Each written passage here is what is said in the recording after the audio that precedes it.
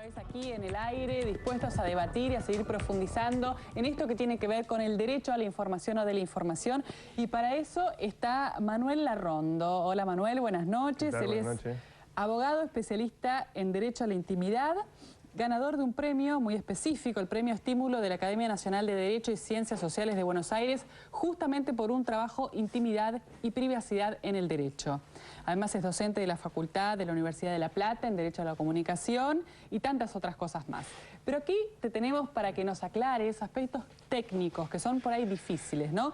La primera pregunta que yo te haría es, ¿cuándo podemos decir técnicamente que algo es público y que algo es privado? ¿Cuál es esa frontera? Mira, en realidad la definición del derecho mismo de la intimidad es la zona de reserva de una persona de justamente dar a luz actividades propias, por supuesto sin voluntad de hacerlo, ¿no? O sea, si no tiene voluntad de exhibirse, no hay por qué arbitrariamente entrometerse en su vida.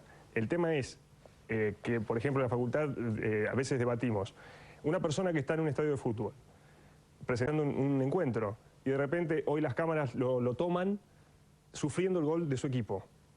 Dicen, tiene de alguna forma, la cuestión que se debate ahí es, ¿autorizó su imagen a ser expuesta justamente sufriendo para que después vuelva el otro día y reciba las cargadas de sus amigos?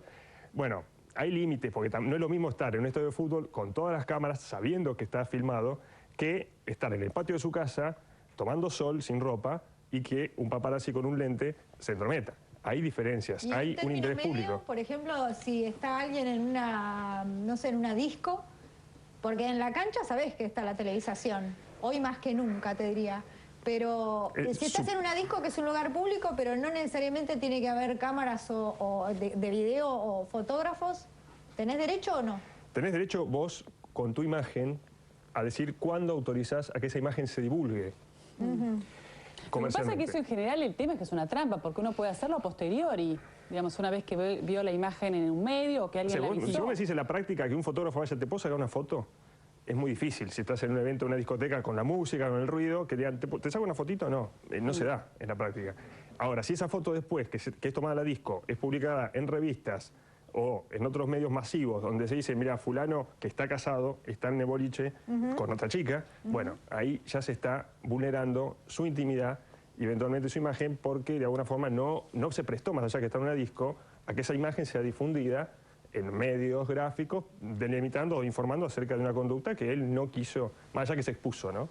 Ahora, Manuel, ahora te digo, ¿cómo entra en tensión esto? Porque lo que decís es clarísimo. Vos no das autorización para que te saquen la foto, para que tu imagen salga, para que seas referido, para lo que sea. Ahora, ¿cómo choca esto con la idea de la libertad de expresión y la libertad de prensa?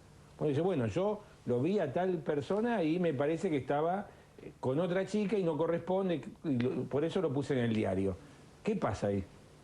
Bueno, ese es el eterno juego de que está el derecho a expresarse libremente por la prensa, claro, pero también tenés un derecho que es humano igual a preservar tu intimidad, tu imagen.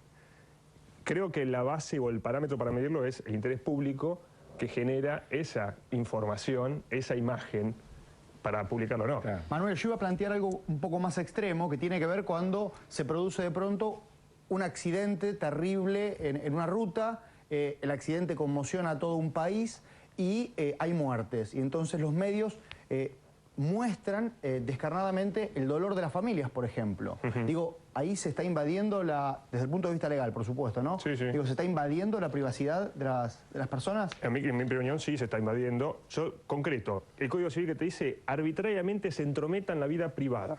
Esa es la premisa para ver cuándo se viola la intimidad. Hay un accidente. Obviamente la persona no está en condiciones de decir, sí, vení, filmame, sácame fotos. No está en condiciones mucho por ahí. menos un cadáver. Además deja de ser persona. Porque si falleció deja de ser persona. En ese caso está frente a una situación que el medio podría informar acerca del accidente, pero no necesariamente enfocarlo cuando está con un brazo roto, el ojo que se salió.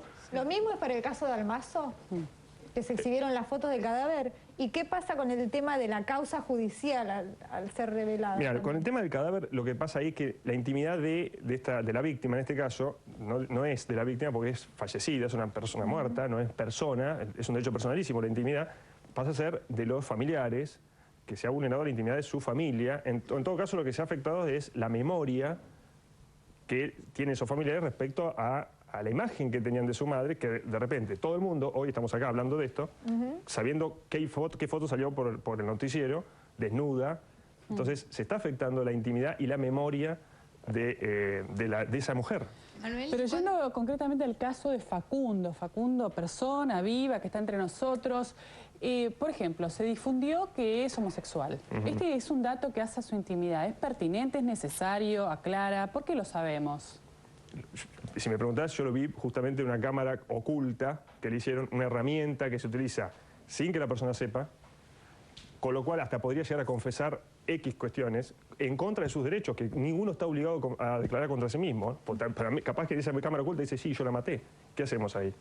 Y en ese momento lo único que hizo fue decir que su condición era homosexual, o por lo menos lo dio a luz. Si me preguntás a mí, no era necesario hacerlo. Primero, porque en todo caso lo más leal hubiera sido, estamos con la cámara, fíjate, vamos a entrevistarte. Él estaba no sé cuántos metros, una cámara atrás, la periodista que se le acerca y dice, mira, queremos entrevistarte, qué sé yo.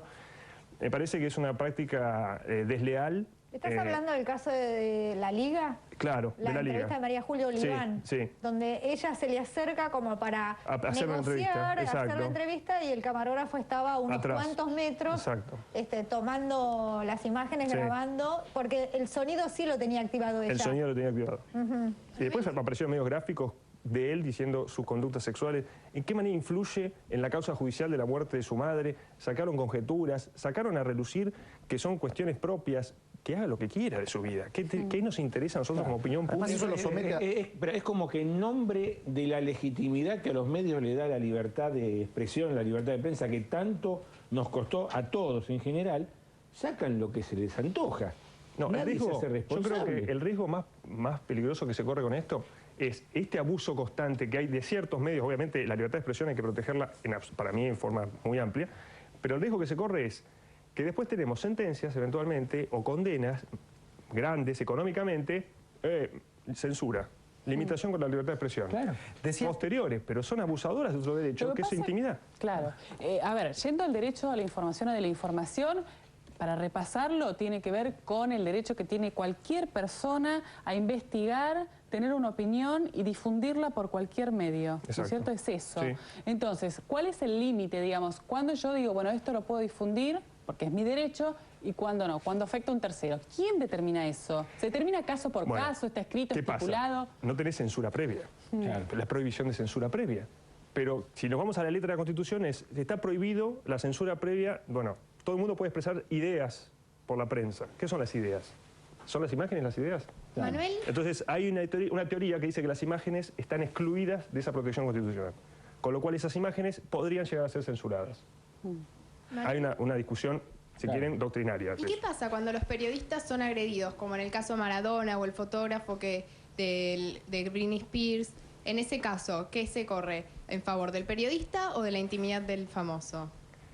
Hay que estar en el lugar de esa persona, ¿no? De Maradona, son personas que están constantemente asediadas, son públicas, si quieren, pero por ser públicas no dejan de no tener su derecho a la intimidad. Todos tenemos derecho a la intimidad en el momento que uno se excluye y se autorreserva de ese momento. Ahora, si tenés una persona en el paredón, constantemente con una cámara, yo lo entiendo, lógicamente, que pueda reaccionar cansado, decir, váyase, y no se va. Manuel, ¿pero en vez de la reacción violenta no puede recurrir a la justicia? Sí, lo tenés 2 días acá parado hasta que tenés una medida cautelar que te lo saque. Porque es así, la práctica hoy tenés inicio de acción de amparo, mientras tanto lo tengo al fulano en la puerta de mi casa sacándome fotos. Manuel, ¿y qué pasa con el instrumento que son las cámaras ocultas, que estuvieron tan de moda en los años 90 y que han revolucionado la imagen y la televisión? ¿Qué instrumento legal? ¿Hasta cuándo son válidas? ¿Te referís al tema de violación del derecho a intimidad? Sí. Porque las cámaras ocultas por ahí se utilizan como una forma probatoria judicialmente para descubrir un X delito. Pero ahora cuando estás vulnerando la intimidad de esa persona que no está voluntariamente accediendo, como los participantes de Gran Hermano, que acceden voluntariamente a cambio de un dinero, como vimos en el video, cuando otra persona que está hablando como ahora, de repente tengo una cámara ahí escondida y confesando distintas cuestiones, es una arbitrariedad entrometerse en esa vida sin que la persona sepa.